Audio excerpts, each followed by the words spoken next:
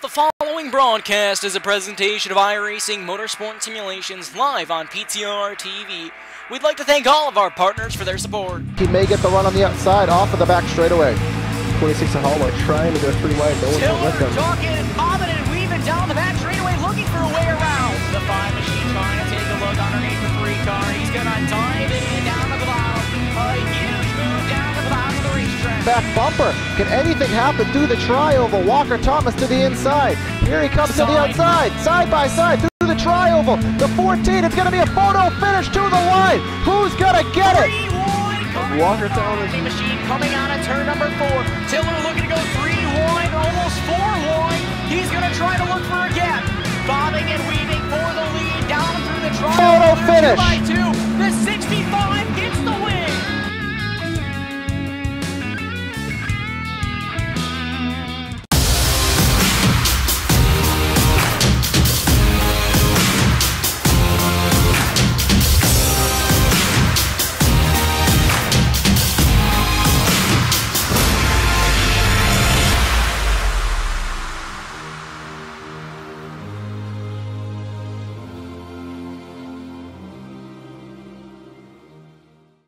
I remember a couple years into my tenure at Hendrick Motorsports, I was asked to go fill in at a road course test at Road Atlanta for Jimmy Johnson. He had tested the first day and couldn't test the second day. And I was nervous. I'm testing for Jimmy Johnson, 7-time champion. Man, I better be ready. You know, Chad Knaus and all those guys, they expect perfection. So I spent hours racing on iRacing at Road Atlanta. And when I showed up, I was right on top of Jimmy's times from the day before, and they didn't know how. They couldn't believe, like, you've been here before? And I was like, never seen it. But I went online and raced online on iRacing, and it literally was like deja vu when I got out on the actual track and tested. Did you know that, I was going to jump in real quick, the simulator, did you know, like, when you got out there, hey, it's going to be this, or as you're driving, you're like, wow, this really is the same? It's so similar. It's visually so similar. And the other thing, too, that helps is all the, you can basically, the iRacing software and some of the simulators for the manufacturers are so technical and realistic that they can create the perfect shift point. So I'll shift into, the same gears at the same spot on the racetrack, and I'll need to be in the same gear in every corner as I would from the simulator to the real world experience. And so those are things that you don't have to learn when you show up. I don't have to spend the first half of the day learning the track, learning where the shift points are, learning what gear to be in, learning how hard I can brake into the corner. I already know it. And literally it transfers over into real life so much easier these days with how realistic these simulations are. Wow. Two things come. Road Atlanta is a tough road course.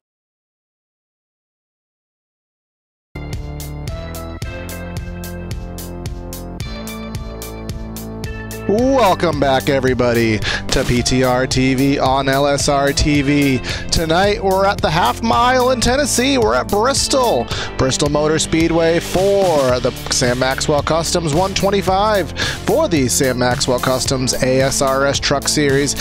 Again, this is going to be a race to watch because this is the playoff cutoff race. This is the end of the regular season here tonight. So we have drivers fighting for their playoff lives, drivers fighting for their bonus points to carry over and help them on their way to a championship. So bringing you the calls tonight is myself, Corey Silva. We got Evan Black in the booth, and of course Joe Chris behind the scenes giving us some information and some insight. So Evan, It's Bristol, baby. We know we're going to be riding right around that top, but we were practicing earlier ourselves, and we noticed they might be able to run that bottom tonight. That might open up the racing. Yeah, like you said, Corey, we did one a little bit earlier today, and like that's the most racy I've seen Bristol in a long time, especially on the sim, because you could run the bottom, make passes, you could run the top, the middle, wherever. So that's going to make it for a very good race, especially. This is, like you said, Corey, the cutoff race for the playoffs, and what better place to have it at than Bristol? Yeah, I mean, I have not seen a cutoff race at Bristol. Obviously, we see it at Richmond quite a bit as that mocks the real world, but short tracking for your championship lives, I mean, we'll see what these guys do and what it comes down to if they are in that position where I need to get that last spot. It's right in front of me. What kind of moves do you do to get that position? Well, we're going to have to find that out as qualifying is wrapped up. These guys are just in a little bit of a holding pattern right now, as just concluding and making sure that everything is right behind the scenes, and then we will have this race underway. But Evan, while we are waiting for that, I think we can go over the point standings and let people know where they sit heading into this cutoff race.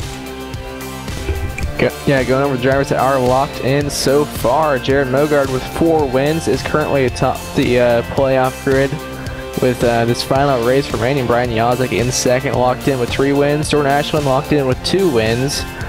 Mitch Brown is locked in purely on points, so he's going to be 4th going into the playoffs. Devin Serra in 5th with his 2 wins, and Jason Stewart is in 6th, locked in on points. And then Jim Foose is 44 points to the good. Jared Haggerty 34 points to the good. Tim Knott 24 points to the good. And then Troy Haight is 18 points to the good. That is their buffer. So as long as they have decent runs, they should be okay. But we have John Kennedy 18 back, Clarence Bonner 31 points back, Andy Veltman 43 back, and well, Kevin Mingus is going to be win or die here tonight. And in all honesty, Evan, I really think it's going to be pretty much a make or break for Kennedy, Bonner, and Veltman. They're going to have top 5 runs and hope for some negative luck from those guys ahead of them.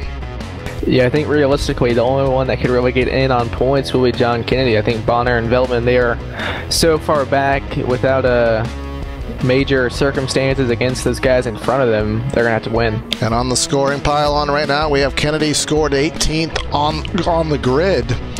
And drivers who he will be racing against, Jim Foose is in 21st. Jared Haggerty, usually a name to watch for in this series. Well, where is he? I'm not quite seeing him. Oh, he's back in 20th. 20th, and then who else do we have? Veltman back in 27th. So, well, if you look atop the speed charts, you're going to see Clarence Bonner up there in P1. So he's doing what he needs to do so far. Now, with the point structure the way it is, and the way the points are distributed in the league, I'm pretty sure, and let me get clarification on that before I make a claim, they get about 36 points for the win. So with bonus points, it's about a 38-39 point swing in between the most you can get, the most you can gain in one race. So that does make it difficult, but, well, you got to try. And, well, we're going on the starting lineup right now. We are lining up on the grid, so let's give it to you. The PTRTV on LSRTV starting lineup here from the Bristol Motor Speedway. On the pole with a lap time 14.892. Clarence Bonner, as we said, going for his playoff life. He is on the pole. Brandon Stokes outside of the front row. We have Ronnie Osborne 3rd. Adam Orgler in 4th. Sam Maxwell, series sponsor, in 5th. Jared Mogard in 6th. And then Sarah and Knott 7th and 8th. Jordan Harnish in that number 44 truck, rolling off in the 9th position. He's going to have Brian Yazek, who is locked into the playoffs on his outside. Pete Baskins in 11th. Robbie Baskins in 12th. Couple Baskins there in row number 6. Brandon Cruz in 13th. Chris Titus 14th. Kenny Baker 15th. And Jay Graves Jr. in 16th. We have Justin Rector in 17th. John Kennedy in 18th. Evan Osborne in 19th. And Jared Haggerty in 20th. Jim Foose, who is locked in, actually not locked in, but he's in very good position in 21st. Tyler Seville in 22nd. And Jeremiah Vincent and Mitch Brown locked in on points in 24th. Rest of the field, we have Kurt Quist rolling off 25th. Troy Haight 26th. Andy Veltman in 27th. JT Littler 28th. And looks like, well, Jason Stewart in 29th. Richard Fletcher And then 30th, Scott Holler in 31st. And I believe that will be all the trucks starting tonight. Yeah, we do have, what is it, like 36 trucks? No, about 35 trucks here. 34 here, but Nick Kaufman is an admin, and the other two are not. David Hudson and Jordan Morris are not in the session, so. Yeah, I think there was a rule that first-time drivers were not eligible for big-time races. Not sure if that was the rule that was applicable here tonight, but let's give you a rundown of the weather conditions. It is 80 degrees in the air, 81 on the track, about a 4-mile-an-hour approximate wind, and, well, that shouldn't be too much of a concern. Again, it's going to be a pretty short race, Evan, in the grand scheme of things. We have 125 laps if this thing was to go green. I mean, I don't think we're expecting that, but if it is, only about a half hour of action. So if you are one of those guys in the late teens, early 20s, what can you do to get through this field? Because passing, I cannot imagine it's going to be very simple. The main thing is just going to be staying out of trouble. If you stay out of trouble, you still 125 laps at a short track. It's not the longest amount of time, but you still have plenty of time with all the cautions that we're most likely going to have at this short track. You're going to have time to get up through the field and make some passes, whether it be out on the track or on pit road. Yeah, so that is going to be something to watch for and how that does play out. What kind of cautions are we going to have? Is it going to be a cleaner race? I mean, well, you're going to have to stay tuned. It's a Tuesday night. PTRTV is presenting tonight's coverage of it on LSRTV of the American Sim Racing Series. There's Sam Maxwell Customs ASRS Truck Series, 125 laps of action here on the high-banked half mile. And, well, who's going to make the playoffs? Who isn't? Who's going to win the race? What is going to ensue? Buckle them belts tight one more time. Pace car comes through 3 and 4. Going to take a hard left onto the front straightaway pit lane here at Bristol, and Bonner on the loud pedal very early in the box. We're racing here at Bristol. Bonner got a great jump there over second place. Brandon Stokes as there's battle for second. We got Stokes up top and Ronnie Osmer down taking that spot on the bottom. So that bottom lane looks like it's working at least for now, but you can see they're still running up top as Sam Maxwell now trying to get by that 0-1 of Stokes for the third position, but dropping back now. Yeah, Bristol, I mean, we're used to running the top here. The bottom is announced to us as they're nearly 3 wide. Jared Mogard to the bottom, Maxwell in the middle, 17 of Adam Orgler into the fence. For the past couple of years on iRacing, we've run the top exclusively here at Bristol. So the fact that the bottom seems to show a little bit of a grip here tonight, these guys are going to have to acclimate themselves to that because they're not used to it. But we got a battle going on for the lead. Ronnie Osmer was underneath Bonner, but with that top side, Bonner got the momentum out of the corner. We'll see if Osmer can try and make a run again on the bottom as they come out of turn 2, going down into turn 3 now. You can see just how much Osmer closes in there through the center of the corner. We'll see if he tries to make a move down here entering turn 1. There he goes down to the bottom. They're going to be side by side for the lead out of turn 2. And it looks like Bonner is going to have the momentum, but he just barely missed the wall there. Now the approach to the bottom of the track, in my opinion, in my experience, it's kind of a slow roll approach that you want to do. I think Osmer really dove it down there and that move didn't stick for him. He had to back off. Lucky for him, Brandon Stokes in the 0-1 wasn't close enough, because if he was able to get to the outside of him, then, well, that probably would have put the 53 chugged on the bottom and he would have got freight trained up top. So top 3 are single file right now. They are double file behind him. Ryan Yazik trying to get through the field here. Looks like a new paint scheme on that number 55. Caution. First caution of the race. Big carnage in corner number, I want to say number 2. I see Stewart, Mitch Brown, Mitch Brown, and Andy Velton with some big front end damage. Troy Haight, Jeremiah Vincent. Oh, Jim Foose. 0-3, Justin Rector went up in the air a little bit there. It looked like it started from Jim Foose, where he was, I think it was the 84 Jeremiah Vincent.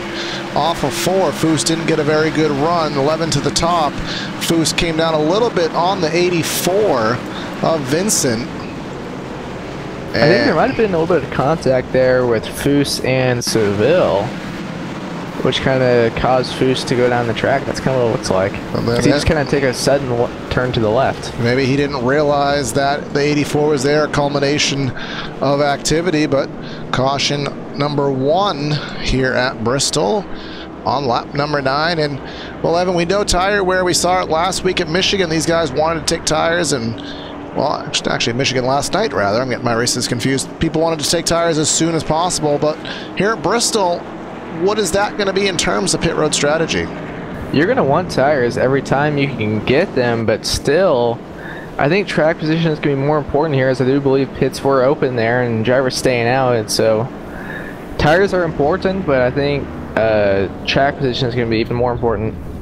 Now, something to note, and I don't think it's going to be that big of a deal, but both pit roads are going to be active tonight here at Bristol. I believe it's about 22 stalls on the front straightaway pits, and then the remainder on the back stretch. As you can see here on the back straightaway, we'll go try to see from the top cam here. You can see to the left of your screen, there are some pit boxes over there, so those guys will have a disadvantage there on the back straightaway.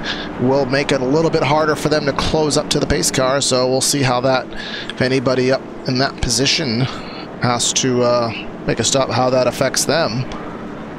I don't think I've ever actually had to start a race here on the back straightaway, so I really don't know too much about that. Yeah, because most of the time, at least in the official races that me and Corey do, it's pretty much everyone is on the front straightaway pit road. On the real world side of things, it is 2 sets of rules here at Bristol. Under green flag conditions, you are able to pit on whatever pit road you are on, but under yellow flag, everybody would enter the pits off of corner number 2, go down the back straightaway, loop on the apron in 3 and 4, and then continue all the way down the front straightaway pits, which is such a long and agonizing venture down pit road, whether positive or negative. We don't have that on the iRacing side of things, and I think I'm kind of glad of it, to be honest, because that would be brutal. Yeah, that's really long pit road for, especially going 35 miles an hour. That's really slow, but lights are out on the pace car. Clarence Bonner still hanging on to that lead. He's going to, pretty much, he's going to need to win, which right now he's doing a great job of putting himself in the position to be able to do that. Yeah, and what kind of a story would that be, where you're out of the playoffs, you have an amazing qualifying run, and you put yourself in kind of the last chance scenario? That would be quite the story, but still 113 laps that he is going to have to get through. Remember, leader on the bottom, no lane choice here in the ASRS. So here he is on the loud pedal. 53 didn't get going too well. It's going to be a disadvantage up top, but green flag in the air, 2 car lengths to the 13. Battle right now is for second. No, now it's for the lead. Ronnie Osmer got up to the outside of Bonner there, a little bit of contact. Now Osmer getting down to the bottom, trying to get underneath him. Contact there. He turns him! Hang on to it. 13 sideways. He didn't. And there we go. That's the big one here on the front straightaway. 13 around, 87 has lost an engine. Brandon Kreutz spun around. All of that came from the dive on the 53 of Osmer and the chain of events that ensued from it. Let's go back a little bit further on replay. We'll go on board. See, he got that run to the inside, and I think he was going for the slide job. Didn't do it. Got him in the left rear. 13 did his best to try to save it. Sorry, kind of a, there we go, 87. Who was that? Huge impact from the 87 machine there. The final shot of it will give you. See, he almost saved it, but the right-hander right there, he got loose and just, I mean, it's Bristol in the middle of the track. Know where you're going to go. Chris Titus, Brandon Kreutz, Tyler Seville, the 8 machine involved of Jay Graves, so. But big one at Bristol. Yeah. Took out a lot of cars there. So that is going to put Jared Mogard as your leader right now, as trying to see where I think the 53 came to pit road. Yes, he did.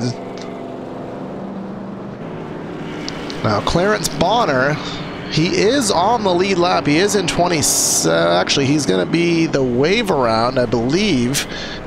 Yeah, he is going to be a wave around car, so well, truck rather. He's going to have older tires. He's not going to be able to pit to take that wave, but he's going to hope for another quick caution, and the damage to his truck is minimal enough, and being a short track, I think he will be fine. As long as there's no engine damage, he's going to be fine. Because that truck, it is pretty tore up, but aero's not a huge deal here at Bristol, so as long as he still has all his horsepower, he should be able to get back up to the front. Yeah, I would assume so. And what do you think his mindset right now is, Evan, where he just got, he's not happy right now. Because he's going for his chance to get into the playoffs, and he got turned. It wasn't intentional or anything, just a mistake from the 53, slid up the track, got him in the left rear, so, but he is not going to be happy right now.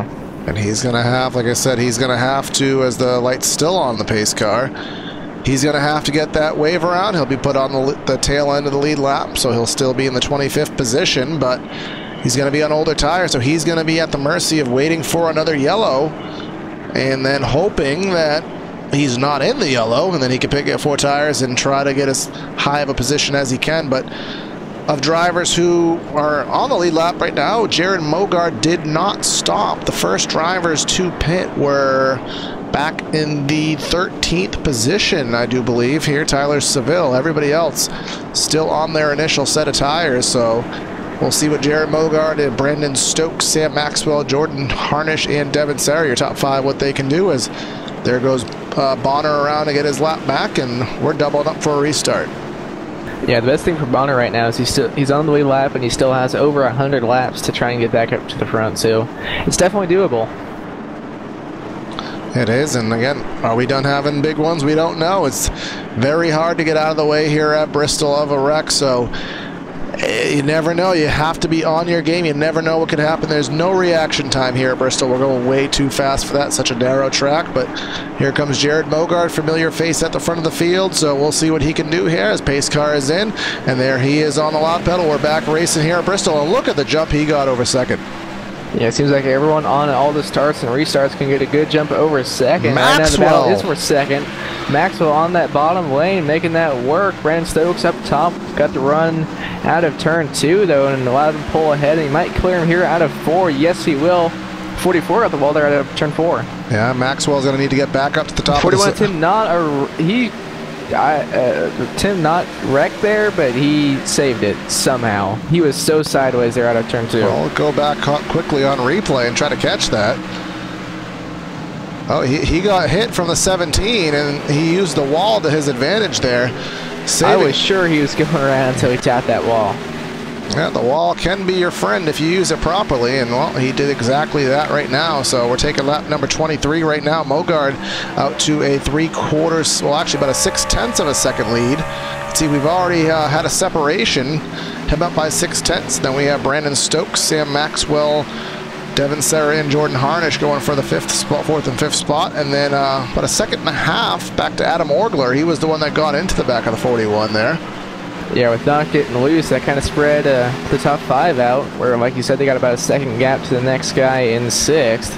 But got a battle going on for 4th right now, Devin Sarah and Jordan Harnish. I think Sarah might have gotten into Harnish a little bit there, entering turn 1 that was, and looks like he might clear him down here in turn 3. It's going to be kind of close, not able to clear him yet. 44 using the high side caution out now. Clarence Bonner. His night's going from excellent to terrible in the course of about 5 minutes. See what happened. He was in the middle of a 3 wide. He got loose, and he got into Richard Fletcher. Let's get a better look at that from the chopper. See the 84 Vincent to the bottom, and he was trying to fit a gap there that just wasn't there. He was just trying to get as many positions as he can. You can't really fault him for that, but he was not able to save it and got loose and spun the 47 around, and, well, 2nd caution of the night. But once again, the good thing for Bonner is his truck's not too tore up. It didn't hurt it too much more there than it already had. And one thing to note, Evan, is we haven't had to talk about it recently, but the series does have a 13 incident limit. So these guys, they have to keep that in mind, because we have seen in the past drivers getting removed in instant disqualification due to going over the cap, as the leaders will stay out. So, well, Bonner, is he already up to 8 then now? Well, I haven't. He may be.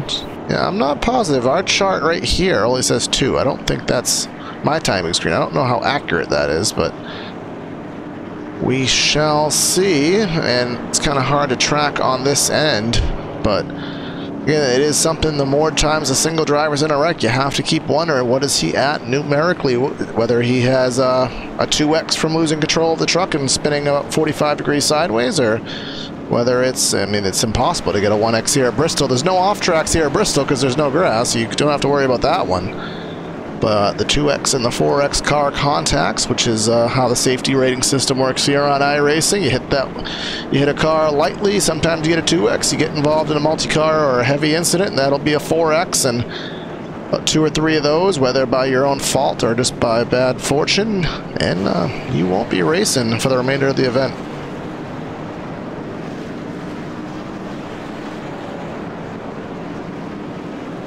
So again, top 8 have stayed on the speedway. Mogard, Stokes, Maxwell, Sarah, Harnish, Baskins, Knott, and Kennedy. A couple of those drivers, Kennedy, and who else was it? I just said the name of drivers fighting for their playoff lives. Obviously Bonner having to fight back, but who was that? That was John Kennedy in 8th. Remember, Kennedy is 18 points back.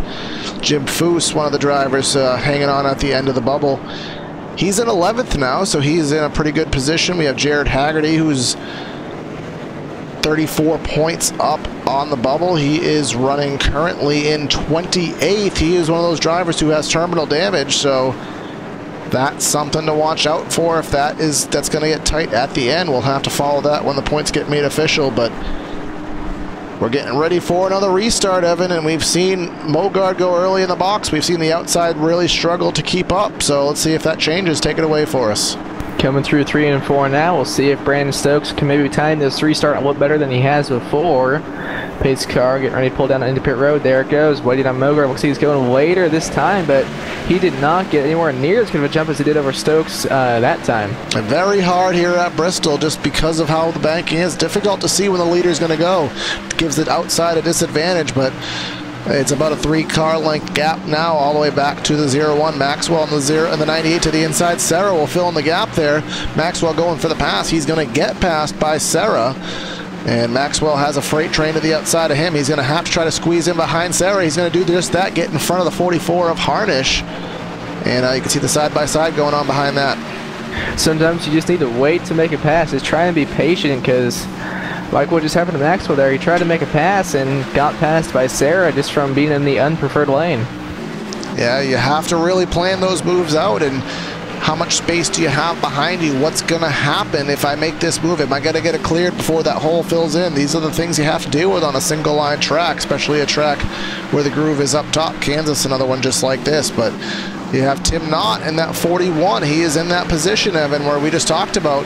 Freight train on the top of the racetrack. He'll have a gap now. Here comes Mitch Brown taking a dive to the inside of Kennedy. Side by side, let's go down into turn 3. Mitch Brown down on the bottom. We'll see if he can make that work.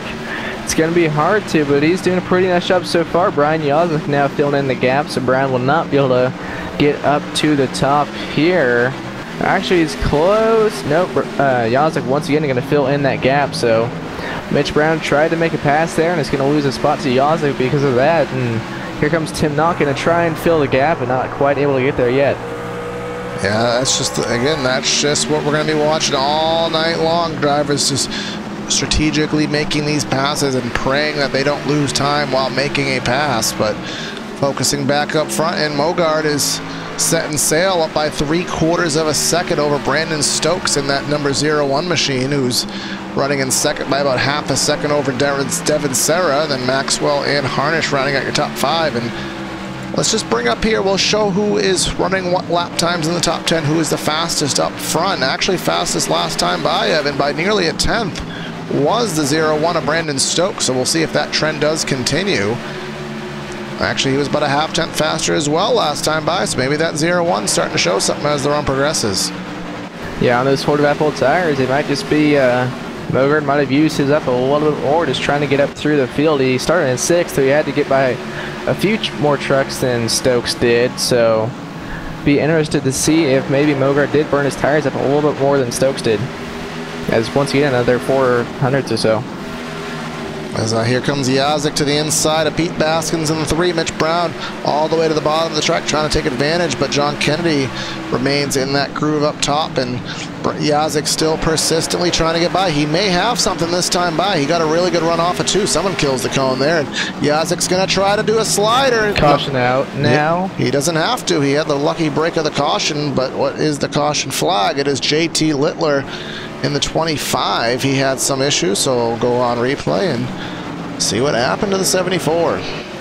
Looks like him and Robbie Baskins had some contact out of turn 4. Whoa, Robbie Baskins just had a Michael Waltrip-esque incident with the wall there on the front straightaway, but it all stemmed from the fact that the 74, I don't know if he thought he was clear or he just didn't realize the positioning there.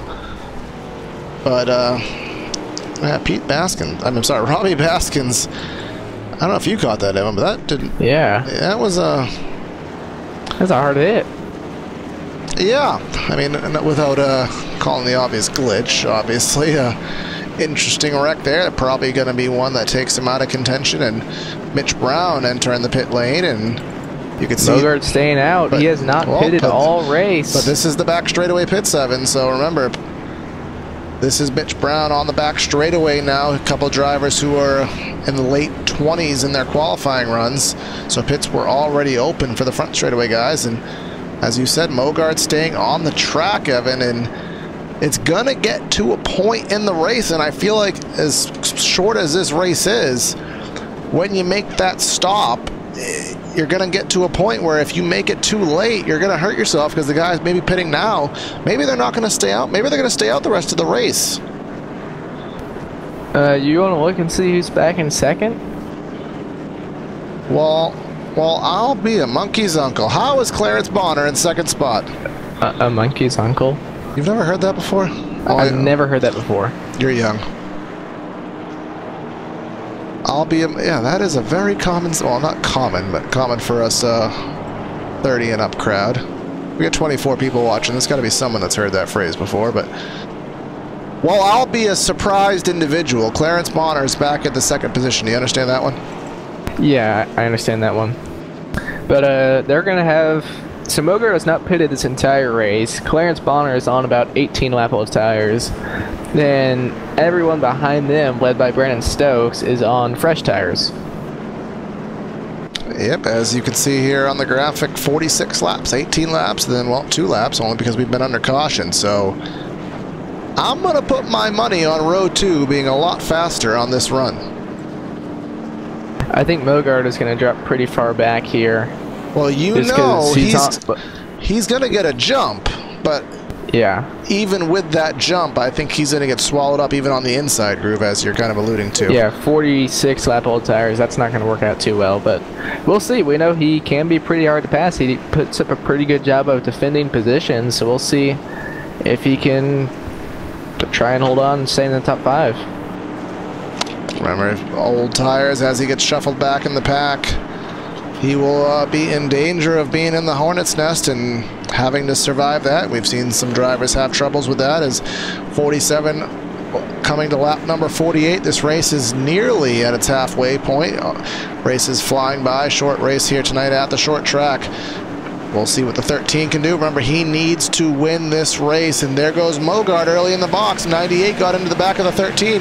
Here comes Brandon Stokes to the inside. Remember, these guys are on older tires. Here comes Maxwell. There's 3 wide. Devin Serra to the inside of the 13. Bonner did not get going at all there on that restart that allows Brandon Stokes and Devin Serra to move into the second and third position. But now we'll see, can Stokes and Serra get by that 0-0 of Mogard, who is on 45 lap older tires. We'll see here as Mogard still hanging on to a pretty decent gap, but you can just see how much they gain in the center of the corner, and now Stokes pulling to the inside of Mogard to go down into turn 1. They're going to be side by side for the lead, and I don't think this battle's going to last too long, as Stokes is already clear. Yeah, Stokes has 20 lap fresher tires than Mogard, but, well, Serra has 20 lap fresher tires than Stokes, so obviously the 0-0 didn't have much competition for the 0-1, but what will he do with Serra? Caution on the speedway. And that's a big one. That's John Kennedy. Remember, he needed to have a run to get into the playoffs, and not what he's looking for. We'll see what happened as Cautions coming out aplenty here tonight. Looks like it started with John Kennedy and Pete Baskins out of turn number 4. Yeah, it looks like a lot of drivers just got tight and just space came running out there off of the corner. You can see off of 4, 41 into the 18, 89 had a little bit of contact in there. Then the 3 just kind of was a innocent bystander in that. And at that point, 7-8 cars, track came blocked, and we will assemble yet again behind the pace car. Bogart is coming down pit road as well as Clarence Bonner. So they're going to kind of drop to the back now, but they're going to have fresher tires, but only by about 5 laps, so. Yeah, see Will and see drivers on pit road this time. Bogart, Bonner, Jeff Orgler, Chris Titus, John Kennedy. Well, Kennedy and a couple of those drivers at the bottom end of it will be kind of out of the picture here, but Brandon Stokes will be the leader of the race, and we'll see how long this lasts and what he has to show these guys. Brian Yazik in 3rd. Remember, he's usually always one to have that slow, methodical charge to the front. Started in 10th. He usually always goes for the wins in the series, so we'll see if he is able to do that. He is the points leader technically, and he has 3 wins this season, so not a bad bet to put that 55 as your pick for the night. But we are on. Any guesses, Evan, on the caution count? I'm going to say 5. Well, you are a winner. Might not be a monkey, might not be a monkey's uncle, but you are a winner. 22 laps and counting of cautions. And take your pick in chat. How many do you think this race is going to finish out with? I'm going to go with 9. Bad guess. Joe is guessing 10, so I'm gonna say probably 8. All right, I'm gonna go a bit on the low end. None of us in double digits, so we're thinking optimistically. Well, Joe had 10, so. All right, well, that is a double-digit number for those who understand basic mathematics. So we'll see what happens here. We are at lap 55, so if we double the count, well, Joe will be right. But we have 70 laps to go in the race. Halfway we'll be at 63. Corey, can you do math? No. You were about 10 laps off there. What? On halfway. 63. Well, how is it not 63? No, before you were saying we were about halfway, or we were at halfway, so double the laps, double the cautions. Double the fun? Yeah. Yeah, this is why I can't do caution rambling, especially with numbers. It gets difficult, but luckily, I'm not going to have to do it much longer because we're doubled up, we're getting stacked up, and we're ready for yet another restart here at Bristol. And 0-1 will be the first time of the night that he is in control of the restart, and Devin Serra will be on the outside row. We've seen how hard that outside has been struggling. These guys are struggling to time those starts on the top. It is very difficult here at Bristol. So, well, hopefully this time by, maybe he can stay with him. We'll see what happens. Pace car will take the hard left turn. And there it is. So when does the 0-1 decide to go? There it is. And the 20 stayed with him quite well that time. Green flag back in the air. Brian Yazik trying to get underneath Devin Serra for the second position. Look at Almost Yazik. 3 wide there. And Brian Yazik is going to be going for the lead here as they go down into turn 3 as Brandon Stokes just got a penalty for something, I'm assuming, with that restart. I don't think he jumped. I mean, was it? He couldn't have jumped the It might start. have been a lane change violation. I'm going to go look at it. Yeah, that is an admin assessed penalty. That is not an iRacing penalty. They are not allowed to change their lane before the start finish line. Which he did do that, so he that's more than likely what that penalty was for. He was assessed that he must have moved up the track, and well, that will put him multiple laps down with penalties here at Bristol, and Brian Yazik will be in sole possession of the lead by about half a second over Darren Serra. And Brian Yazik, he shot out of a cannon on that restart, Evan. Yeah, he restarted there in 3rd and was going for the lead by turn 3. So he had a great restart there, and It's what we pretty much always see out of Brian Yazek. He generally doesn't qualify too well, right around that 10th position, but it does not take him long to get up to the front. Jared Mogard trying to make these positions back. He's to the inside. Jordan Harnish trying to get back into the top 5. He's already in 6th, and well, this will be 5th if he's able to get it. Jim Foose having a good run. You can see him behind in the outside groove right now. So they're side by side, 4th, 5th at the moment. Which Mogard is on about 9 lap pressure tires, then Harnish and everyone in front of him, so we'll see if he can get by that 44. There he's going to clear him and slide up in front of that 44 of Harnish. So now Mogard is going to have to go get Sam Maxwell to get that 4th position. Yep, Sam Maxwell has been running the top 5 all race. He will have about a 1 second buffer before Mogard will get to that back bumper, so we'll see how long that does take. Obviously, as Evan said, fresher tires on that number 00 machine, but going through the field here, Evan, remember we started with the field with about 31 trucks. We currently have about 23, 22 still on the racetrack right now, 18 of them on the lead lap. A lot of attrition here tonight thus far in the form of Evan Osborne, Brandon Kreutz, Robbie Baskins, JT Littler, Kenny Baker, Jared Haggerty. We've got Pete Baskins, Scott Holler, all behind the wall tonight. Yeah, like you said, a lot of drivers having issues tonight, but that's just short tracks. There's going to be a lot of carnage at these short tracks, and we see that quite often, no matter even if in real life we see a lot of attrition in these short tracks. So it's just kind of what you expect when you come to a short track. Yeah, it seems the 2 biggest attrition tracks on the schedule. It's either a short track or a super speedway, so obviously we fulfill that criteria here tonight. Here comes a side-by-side battle. Tyler Seville in the 44 of Harnish. Harnish falling the wrong direction. He's going to the rear, losing positions one after another. Got cars sideways in turn 4, but they're going to save it. Looks like it's Jeremiah Vincent and Brandon Stokes. Yeah, I did see that out of the corner of my eye. We'll try to go back and take a look at that while we have the opportunity. See, they were running, Mitch Brown was involved. They were almost 3 wide off of 2. Stokes to the outside. Stokes with a power move there. He got loose, and then Vincent straightened him out there and let him keep going. But that was a humongous move by Stokes.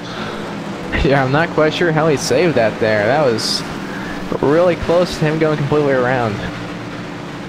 Yeah, sometimes contact does help you out there. Very rare that it works out in that manner, but obviously at that specific situation it has, and we have already eclipsed the halfway point. We're on 72. These laps flying by. This race, if it stays green, Evan, is only going to be over in 15 minutes, but we have a battle for the lead ongoing. Yazek has lost his lead. Here comes Devin Serra in the 20. These guys are on even tires right now, so this is purely a matter of speed and driver skill right now. Who is the better at Bristol? And Yazek is going to have to look in that mirror.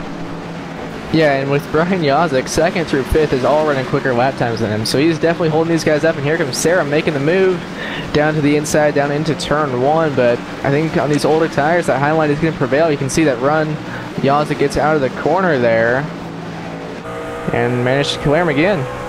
And something that he can do here, and as long as he runs the top and, well, he doesn't get doored and wrecked, the more that he makes that 20 run the bottom, the more that 20 makes those failed attempts, the more that 20 is hurting his truck, the more that 20 is burning off his right front tire. So really, as long as Yazek can run a pretty wheel and that 20 doesn't do anything erratic, he is going to set himself up to be able to hold the lead for longer. But the guy, Yazek just got the wall there. But if anything, that I think helped him. It helped him rotate a little bit there. But the guy Yazek has to be worried about is Jared Mogard back in 4th. He is Yazek on the wall again. Yeah, Mogard is running quite a bit quicker than all the top 3, so they're gonna have to watch out for that 00 machine. I think DW once called it the Bristol Stomp here. Obviously, Darlington has a stripe, so hitting the wall of Bristol, he called it the Bristol Stomp, and well, he's getting stomped quite a bit as that 55, as Veltman causes him to make a power move to the inside to clear that lap down machine. Puts a 1-car gap in between him and Serra. Serra will clear him with relative ease right now, and the gap stays about the same at about 0.2 of a second. But Mogard, as you said, Evan, he's on a rampage. He's only 1 second behind this. He's going underneath Ronnie Osborne. Osborne to the fence off of corner number 3. when corner number 3 still will hang on and clear the 00 as they both try to pass Veltman. The issue for Osmer here is he did not clear Veltman there, so here comes Mogard, which now Mogard is stuck behind Veltman, so Veltman, he hurt Osmer, but he's also kind of hurting Mogard, so it's kind of just evening out. And look at them, Mogard kind of pushing Veltman, saying, you need to go faster, I need to pass Osmer, and well, he did just that. Veltman doing the best he can to be courteous, but sometimes when you catch drivers in a battle like that, there's really nowhere to go besides just on the apron getting out of the way, so Mogard. But look at this lap traffic up here in front of Brian Yazzie. He's got 2 trucks up there, one of them giving way now. Kurt Quist in that 94, but this is kind of starting to bring everyone together a little bit. Yes, it is, and Sarah still hasn't lost an inch. He is still in the same position he is, right to the back bumper, maybe 1 truck length removed from that back bumper. Mogard in that endeavor lost about half a second, so he's about 1.5 seconds off of this, but with those fresher tires, will he get there? And we're getting to that point, Evan. It's going to be less than 40 laps to go, so if a caution comes out, it could very well be the last set of stops, but this race, you don't usually say it at Bristol, this race kind of has a little bit of a green flag flag to it. What did I just say? Caution Corey, is... you jinxed it. I just was in the process of saying a sentence saying this race is having a green flag flare. And that's exactly why, broadcasters etiquette, you never talk about a race being clean, because that's when you ruin it. But what happened here? We're coming off a 2, the 25, Chris Titus. Mogard trying to go for a gap there. Kurt Quist trying to split the lappers. And you can see that did not really go according to plan. I think Kurt Quist was just a little bit higher entering the corner than Mogard thought, or Mogard might have just thought he was clear, but I don't know. Mogard was being pretty aggressive there for still 40 laps to go, but you gotta get everything you can get. Yeah, you know, as he knows, time here at Bristol is of the essence, and he has those fresher tires, 1.5 seconds to gain, but everyone is down pit road. How much damage is on that 00, and will it be enough to end his competitiveness of the night and put him back in the field? We'll find out, but we do have Sam Maxwell leading the race right now with Tyler Seville in 2nd. Those drivers stayed out. Seville, actually, they will pit this time by. Are they on the back straightaway, perhaps? Can't quite tell. Well, they're on the front stretch pit road now. All right, so they must have just stayed out for the bonus point. Maxwell did get that. So that will give the lead back to the guy that it was in the hands of before, Brian Yazzie, Devin Serra. And Mogard's still in 3rd. Really? Yeah. Well, the iRacing scoring gods must have really liked him on that one to give him his position back. So he'll take that opportunity, and he'll, I mean, albeit with a significantly damaged truck, cosmetically anyways, he'll have fresh tires, and he'll have probably the better of 35 laps to try to gain those 2 spots. He does have the blessing, though. He'll be on the inside behind Yazzie, so if he can time when Yazzie goes pretty well, I mean, there's a very good chance he may be able to pass Serra going into 1. Yeah, as long as he can get a good enough restart, should be fairly easy for him to get by Serra. So I'll give you a quick field rundown here. Lap number 88, Brian Yazzie is the lead in the race. Devin Serra in 2nd. Jared Mogard in 3rd. Jordan Harnish in 4th. We have Jason Stewart in 5th. Bitch Brown in 6th. Jeremiah Vincent in 7th. Tyler Seville in 8th. Sam Maxwell in 9th. And Chris Titus running in 10th. We have Tim Knott in 11th, Jim Foose back in 12th, Andy Veltman in 13th, Richard Fletcher in 14th. Last driver on the lead lap, and we'll just give you the cars that are currently on the speedway. Troy Haight is in 15th. We have Brandon Stokes in 16th. Clarence Bonner is out behind the wall in 17th at the moment. Jay Graves Jr. is running in 18th, and we have Adam Ogler 21st. We have Justin Rector in 22nd. Jared Haggerty in 23rd, Kenny Baker in 24th. That is drivers currently on the racetrack. And the lights are out on the pace car, coming down the backstretch now with Brian Yazzie and Devin Serra, the front row. Second row, we have Jared Mogard and Jordan Harnish coming through 3 and 4 now. waiting for that pace car to pull down on the pit road, and once it does, the field will be in the hands of Brian Yazek. There goes the pace car. So now waiting for Yazek. There he goes, and Sarah got going pretty good there, so that's not going to allow Mogard to get by him. Not at all. And Mogard, he may have some damage, engine damage, or he just didn't get a good start at all because 44 cleared him on the outside. So back to 4th is Mogard, and Mitch Brown, he's in the clutches of in corner number 3 and 4, but I think he'll be able to hang on in that 4th spot for the time being. Now, it's a question, Evan. We saw Sarek close in at the end of the run. We know Yazek usually is a long-run driver from what we know. 35 laps at Bristol doesn't really count as a long run, but that's what we have. So, well, who do we pick? Should we wait for another caution or just give our picks under green? We don't know if we're going to have another caution. Well, I'll let you go pick first, Corey. We're looking at the... I'm looking at the race estimator that we have on our end, Evan, and this race could be over in 8 minutes, so not a lot left if this does stay green. I mean, I want to take the veteran Brian Yazek, and I think I'm going to. Well, I'm going to go with Sarah then, because right now it looks like Sarah is a little bit quicker than Yazek, but it's going to be the case of can he keep it up for another 31 or so laps, as going to take 31 to go. Yes, they are, and they've already have a 3/4 second gap over 3rd place of Jordan Harnish. Jared Mogard, he just doesn't seem to have the speed this run. He's maybe that damage slowing down that truck. He is in 4th. We have Mitch Brown in 5th. Jason Stewart, and who is that? That is Tyler Seville there in the top 7 there at the end of that little pack. Braden Stokes trying to close in on the back of it, but he is off the lead lap. Here comes Sarah taking a look underneath Yazek for the lead. I don't think that's going to work. Yeah, Yazek is going to clear him once again, so Sarah's going to have to try something different. Yeah, I mean, it's going to take a creative move and just something on tracks that are like this, tracks that are top groove oriented tracks. You can't do a bump and run even if that's what you wanted to do. You can't do it in the same sense as you would on the track because you're running against the wall already. You really don't have any place to bump them to. So it's really going to be a major slide job or just a mistake on that 55. And they're going up on 3 lap trucks here, so that might help out Devin Sarah. Or it really depends who catches the lap truck at the right time. Looks like they are pulling to the inside, giving the leaders the preferred groove up top. Richard Fletcher in the 47. He is currently in the racing groove. Where will he go? He'll force Yazek to the bottom of the racetrack. Yazek will clear, and here comes Sarah. And then they got a couple more lap trucks up in front of them. Looks like off the pace is Adam Orgler and Jared Haggerty, but they still got a little bit of time before they catch them.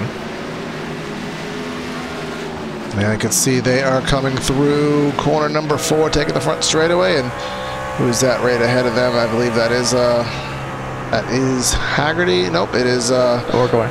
It is Orgler, and you can see a couple stragglers right in front. So I don't think it'll be any catastrophic issues with traffic. I think maybe just 1 or 2 here and there, and we'd expect them to play cordially and get out of the way. So we'll see if that does happen. But we're closing in on 20 to go, and this is going to be the battle for the win. If Sarah gets by, I think he's going to pull away, but it's easier said than done. Yazek's not making any mistakes. He's not hitting the fence. He's not getting loose. So I don't even know, Evan, if he can pull off a slide job and clear. We haven't really seen anybody be able to succeed in that tonight. Yeah, it's going to be really tough unless Sarah decides to put the bumper to him, or you can see here he got a run. This is the run he needs to get, going down into 1 and 2, and you can just see he's not able to clear. So it's going to, I think, take a mistake from Yazek or Sarah giving a little tap. Yeah, he's going to have to maybe, he's going to have to dive down low and maybe dorm up the truck. That's really the only way, is you really can't bump and run somebody, because if you bump and run someone, as I was saying, you're going to bump them into the fence and you're going to be following them right in there yourself. So that's not really going to help any causes, but Yazek just has to be very patient and just run a nice smooth pace. Sarah, he nearly was there. He did everything he could do. The track is heating up on all lines right now. The tires are wearing, so you're not going to have the tires to help you out running that inside groove. So he's going to have an uphill climb, but, you know, he is going to do the best he can for it. There's 18 laps to go. Yeah, he is starting to run out of time now. 18 laps to go, like you said, and I think Sarah might have just got the wall a little bit there. That lost some time to Brian Yazek, now up to about 3.5 tenths of a second. We have Jason Stewart in 6th, Tyler Seville in 7th right now. Stewart to the top, Seville to the bottom. It looks like Stewart will be able to hold on up top, and here comes Seville with a power drive into the bottom of the racetrack, and they'll come off of the corner in close quarters racing, but Seville will stay persistent on that inside groove, but similar battle to up front, the outside will prevail. And like you said, talking about up front, it looks like Yazek is kind of starting to pull away. He's kind of gapped him by right around 4 tenths of a second, but coming upon lap traffic of Chris Titus and the 6 of Haggerty, that might slow him up a little bit here. Yeah, and we do know, Evan, that Yazek is a long-run driver in most every race we see, and not a surprise to see him. I mean, at Bristol, the gap isn't really that much visually, but on the stopwatch, it is 3 tenths. It is slowly, inch by inch, getting larger. So we do have a little bit more thick traffic for these guys to go through. It's going to be Haggerty, Veltman again, and looks like Troy Haight coming up. Sarah kind of closed the gap a little bit there these last few laps. And you got a couple of lap trucks side by side in front of them. That's not going to make it easy for Yazek and Sarah to get by. It looks like they are kind of giving away now. Yep, they are not for position on their lap, so they will suffice their positions right now. Yazek having to go to the bottom of the track, and look at Sarah. I don't know if he expected the 6 to go down low, but he dove it to the top and had to really check up to avoid contact with Haggerty there. I think Haggerty kind of checked up to let Yazek clear and go by, and Sarah was not expecting that. That made it where he had to check up a little bit more than he wanted to, so that kind of brought the gap back up to about 4 tenths of a second. Yeah, we'll bring as coming to 9 laps to go. Yeah, as we said, this race absolutely flying by here at Bristol. We'll bring up the battle tracker. First and second, a 16.1 to a 16.03. That is in the benefit of Sarah, but obviously a little bit of traffic involved, and we'll leave this up for a couple laps to see what the gap is, as Sarah really dove by Fletcher there, doing everything he can to try to close in. He had some traffic last lap that gave him a 1/10 of a second slower lap than Yazek. We'll see what it is this time by. Coming out of turn 4 now, we'll see what their lap times are. And looks like Sarah was almost a full 10th quicker as Yazek got the wall there in the center of 1 and 2. That might have checked him up just a tad bit. Yes, it is. And are we going to see Sarah get there at the very end? Is Yazek going to slip, or it looks like he's really losing his lead quickly. Now it's down to less than a quarter of a second. Yazek was a 10th slower than Sarah. So let's not count our chickens early. This race, it may not be over. Caution out now. The race is over. Is it? They're coming to 5 to go. Well, remember, there is no one-lap shootouts in the series.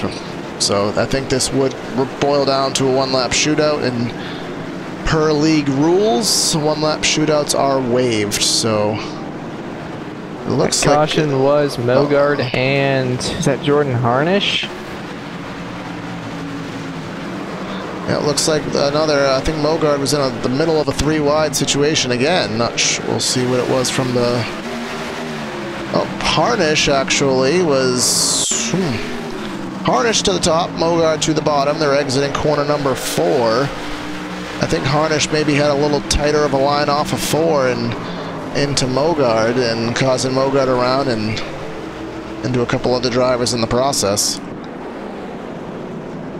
And it looks like Brian Yazek is going to be able to hold on to win this race, as they should not be able to get back to under the green flag. So that'll be 2 in a row for Yazek. He won last week at Michigan. I just was literally in the middle of saying a sentence of what's going to happen at the end, and then we have a caution. So 2 for 2 in jinxes tonight, Corey. You just need to stop talking about like cautions in the end of races, Corey. Yeah, I guess maybe that is the case. We had a finish winding up because it really looked like Yazek was losing the handle there on those last couple laps. And I mean, I don't know if anything was going to happen, but it was going to be pretty close. And you know Sarah was going to fight for every last inch to try to take advantage of it. But it does look like Yazek will get his 4th win of the season, and he'll take that position and take that momentum into the playoffs, which will start in, well, a matter of 2 weeks, actually. At Canadian Tire Motorsports Park, we will be starting the playoffs at. That is definitely going to be a curveball for many of these drivers. And then next week we will have the finale of the Cup season, the Cup regular season, that is. So the Premier Cup Series by Twitchy Race Reports will be at Darlington next week for to round up their season and start their playoff run. So the playoffs are here for the ASRS series, are nearly approaching, and it's definitely, Evan, I think in the long run, I mean, I'm getting a little ahead of myself here, but I really think this 55 is going to be one to play with all the way down until Homestead. Yeah, Yazek, he's been extremely consistent so far this season, and like we've said many times, he doesn't usually start well, but he just works his way, grinds his way up to the front. He's just a very consistent driver. There are some wild card tracks in there. We do have, rounding out the round of 12, the first round of the playoffs, it will have Talladega in there. So Talladega in the trucks, that's going to be a stressful race for many. We have Lucas Oil in there, another short track. We have Phoenix. So some difficult tracks that'll really test these drivers, and we'll see what happens. But we are on the white flag lap right now at Bristol, and just another half a lap to go, and Yazek will get the celebration underway. Started 10th here tonight in that HPP Simulations Tundra, and a couple pit strategies set him up to be in a good position, and well, he drove and made the passes he needed to make, and he held off the drivers he needed to hold off, and here he comes in Thunder Valley to take the checkered flag. Brian Yazek is victorious. Devin Serra is going to come home in the second position, and Jordan Harnish in third. So behind the pace car is not how we want to finish, but it still counts on the records, and congrats go to Brian Yazek on his 4th win of the Sam Maxwell Customs Truck Series season this year. So we will step aside and hopefully get some of these drivers for some interviews and kind of give a little lead up into the playoffs. So again, stay with us here, PTRTV on LSRTV.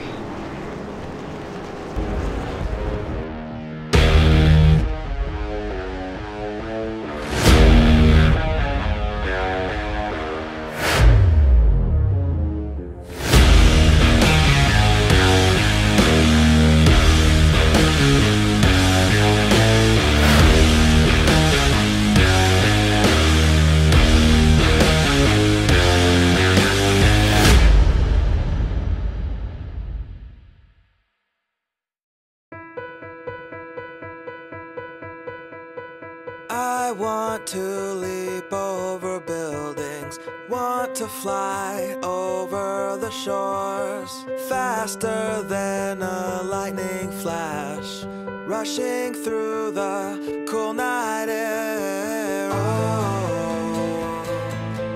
oh, oh. So start ignition, count to 0. I just wanna be a superhero. Hey, what's up, guys? Scott Speed here at the iRacing headquarters. Some exciting news about the upcoming Rallycross World Championship. They've got a wild card entry, and yours truly is gonna get that spot. See you guys out on the track.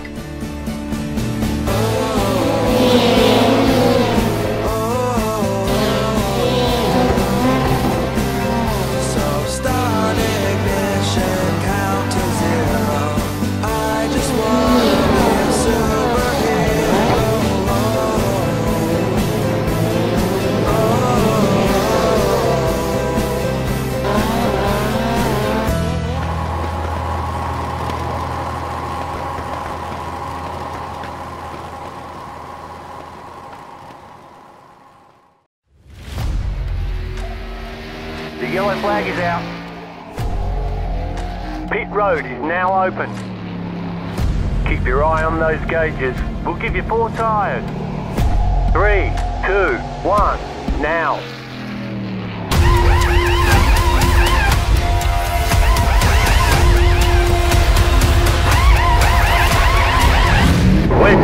going.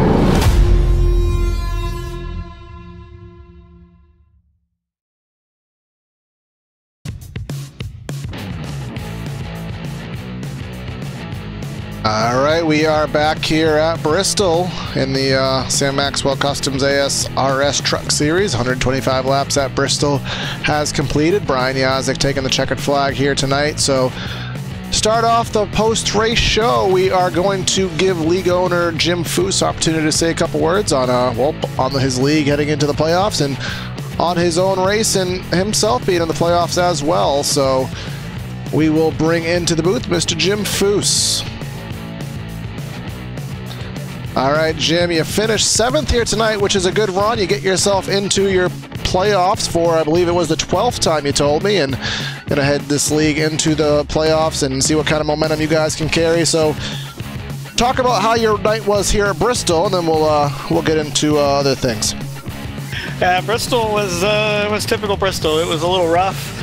Our Menards Toyota Tundra was really fast. The driver was giving up a little bit of time on the track, just kind of trying to be safe and just try to transfer in, and kind of got us in a little bit of trouble. A few of the guys didn't realize that the race wasn't going to be won in the first 120 laps. You really had to kind of be there at the end, and you saw it all night with a lot of attrition, a lot of wrecked trucks. We got in a couple of little battles there, and every time I was scared it was gonna be the end of it. But this Toyota Tundra was really fast, and really proud of what our team's done since switching over last week at Michigan. Everything that we put together, it's been 2 top 10s since we switched. Yeah, so now you have that, and you have this going into the playoffs, and obviously we're going to be going to the road course. We got some super speedways, some short tracks in there. What most excites you? Where do you think you have the best chance in this playoff schedule? Well, I'm not going to lie, road racing is not my forte. I've never won a road race, never won at a road course, anything like that. So what really excites me is we get to go to Las Vegas. I believe it's the second race of it. And that's exciting. I really like Las Vegas. It's a fun track. Don't know if we'll have the speed to win there. That's a really big speed track, and we've been a little bit down on speed all season. But that's one that's definitely circled. Talladega is one that really the draft and everything's going to come in place. So almost won that one last year. Those are big ones. And then, of course, Lucas Oil, the short track. I've won there several times over the years, and actually won my first Truck Series race there back in 2005. So really looking forward to that. ISM Raceway at Phoenix. And hopefully, if we're in the Final Four, we get to go to Homestead and have a good run there. All right, so we'll be watching you on that endeavor, man, and obviously on the Cup side of things, too. And who do you want to give your shout-outs to for your 7th place finish and your 12th chase appearance? I just really got to thank everybody with Menards, Brandt Professional Agriculture, Trademark Nitrogen, DC Solar, Southwest Airlines, SiriusXM, Gatorade, Sam Maxwell Customs, the American Esports Association, hashtag Do It for Shelley, and Driven Designs. Everybody at our J. Foose Motorsports team has been really clicking lately, and we're looking forward to everything we got for the postseason. All right, thanks for that, Jim, and we'll be watching you. We'll be talking to you soon. Thanks, guys, and see you in Canada in a couple weeks. Will do. So now I believe we have, let's see here, 2nd place finisher, Devin Serra, and Evan has caught up with him. So Devin, you come up with the 2nd place finish here in the last race before the playoffs. What are your thoughts after this race? Well, pretty satisfied overall. This is my best run here, and as for our team, this is our best run at this place for all of us. And to come here and have the struggles I've had in the past with bad qualifying, getting caught up in early wrecks, it was very good to run up front, at least in the top 10 all race. I don't think we were outside of the top 10 the entire race, but it's a tough deal because we had to restart with Sam Maxwell, where I think we went 3 wide somehow, and Brian got the lead. And from there, I felt like over half the race I was just behind him, and you really couldn't make any passes. So, or at least when you had the same tires as the other guys. So it was just very, just trying to reel him in each time. And I think overall we were faster than him, definitely. But at the end of those late race cautions almost never work out for me. So it was disappointing. We got stuck behind a little bit of lap traffic, but that's Bristol. You know, it's going to happen.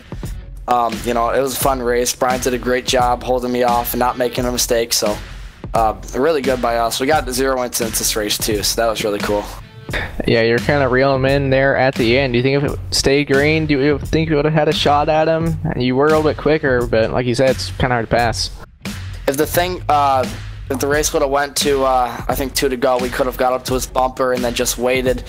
My plan was, because it's so hard to pass here, was just wait till the final lap, and then we can make a pass, or not even a pass, but just come side by side to the finish. But obviously it didn't work out that way, but still a great job by our team.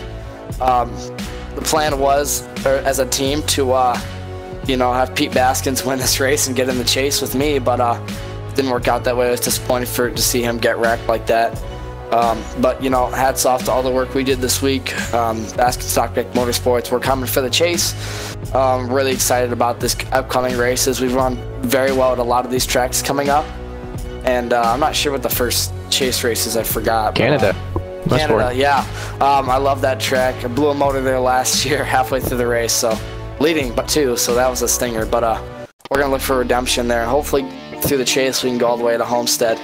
I'd like to thank all the sponsors. I'd like to thank Super Sled Online, Ski-Doo, Cabela's, Napa Auto Parts, Liberty University, Speedco, if I didn't already mention them, and everyone that helps us out. It's disappointing to see the amount of wrecks we had.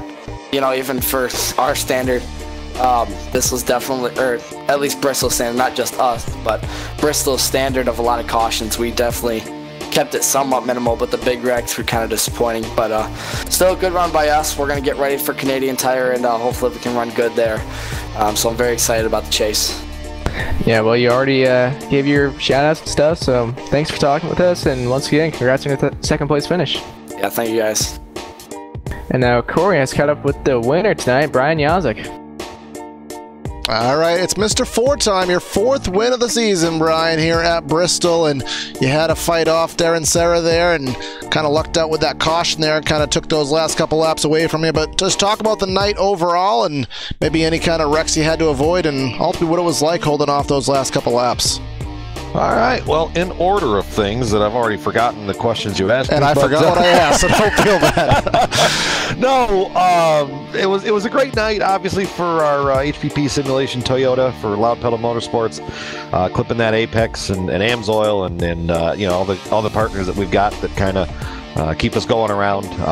Yeah, it was. I can't really qualify this season for some reason. I'm not much of a hot lapper, but once it kind of settles in, we can kind of find our groove. And you know, we started 10th and just kind of rode there for a little bit, and then we had to watch out for the. Let's see, the first incident was the 13 getting pinballed down the front stretch, and we got some damage from someone that just wanted to drive into that. So you got that all fixed, and then, you know, once we kind of got on a little bit fresher tire, a little off strategy, some of that stuff worked out, and then yeah, we came to that restart, and the 13 stayed out with the 00, and the 13 didn't get going, and that stacked that whole lane up, and we were just on the bottom, and we had a lot of grip, and we were just able to make that work. And then once we got around the 01, I think it was, at that moment, it was just kind of smooth sailing, and Devin kept me honest there at the end, but would have been interesting had it gone green, you know, just how that would have shook out between me and him. But you know, all that matters is, yeah, Mr. 4-time. I like the sound of that. Yeah, it seems like you and Mogard are kind of the you know, the Truex, Harvick, you know, the big timers this season, and you're going to take that momentum into the playoffs. And I mean, we have a very wide variety of tracks that you're going to have to navigate through for a championship. You're going to have to go to Canadian Tire, hit the road course, get Las Vegas. You got a plate track, a lot of short tracks. Do you have any fears or anything that you specifically are looking forward to out of the chase schedule? I mean, I have no fears whatsoever. I'm really, really looking forward to Motorsport. I love that track. Really can seem to get around there in the truck and the IndyCar and some of the Le Mans GT3 stuff that I've run. So really looking forward to getting up there to Canada and bringing this HPP Toyota back into victory lane again and just getting moving on to the next round, because you got Talladega in there, which is just a big wild card. But we're pretty good at Vegas too. Lucas Oil, we tend to run decent with. If we can get into the right place at the right time, we'll be all right. But Phoenix, or Texas, then Phoenix, one of those. I love Phoenix as well.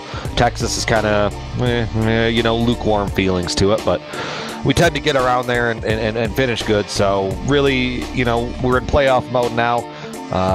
Back-to-back wins, that's great. We're striving for more.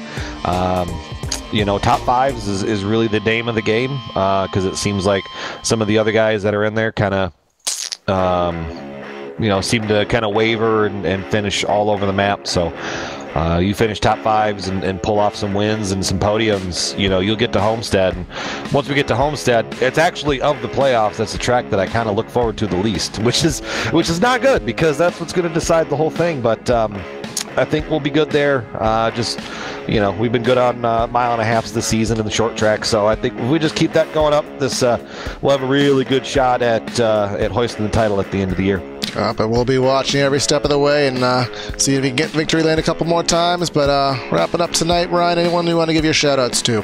No, like I said, you guys for hanging out and broadcasting, Jim, and everything he does, for the league and all that stuff. Really happy to see him, I think, make the playoffs. Really happy for P3 there. Because a couple weeks ago we had announced the Loud Pedal Motorsports and the J Foose, kind of affiliation in the truck series to try to get them steered in the right direction, and so far they've got back-to-back top 10, so that's awesome. Happy to see Jim in the playoffs.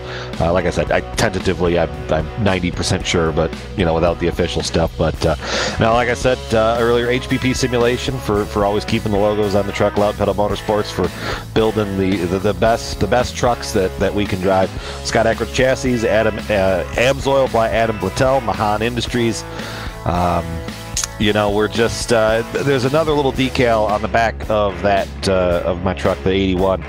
It's a fellow sim racer from another league that passed away. We just honored his the 1 year since he passed away a couple days ago. So I'd like to dedicate this to Patrick Taylor and his family. A year ago today, or not a year ago today, but a year ago we lost him, and just the nicest and probably the best overall person that anybody could ever meet or strive to meet. So, we dedicate this to him and keep that momentum rolling, and we'll see you all down the road. All right, 10-4, man. Again, congrats on the win, and like I said, we'll be watching you in the playoffs. Sounds good. Thanks, guys.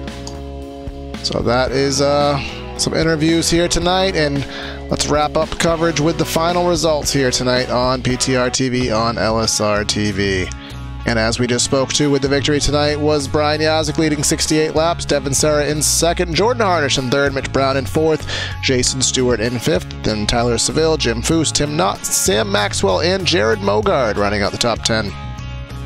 And we have Jeremiah Vincent coming home in the 11th position, Chris Titus in 12th, Brandon Stokes 13th, Richard Fletcher 14th, Andy Veltman in 15th. Rest of the top 20, we have Troy Haight, Adam Morgler, Justin Rector, Jay Rivers Jr., and Jared Haggerty in 20th. And then Kenny Baker in 21st, Clarence Bonner in 22nd, Ronnie Osborne in 23rd, Kurt Quist and John Kennedy your top 25, Pete Baskins, Scott Holler, JT Littler, Robbie Baskins, and Brandon Kreutz your top 30. And just rounding out the field, last car that took the lap tonight, Evan Osborne rounds out the field in 31st.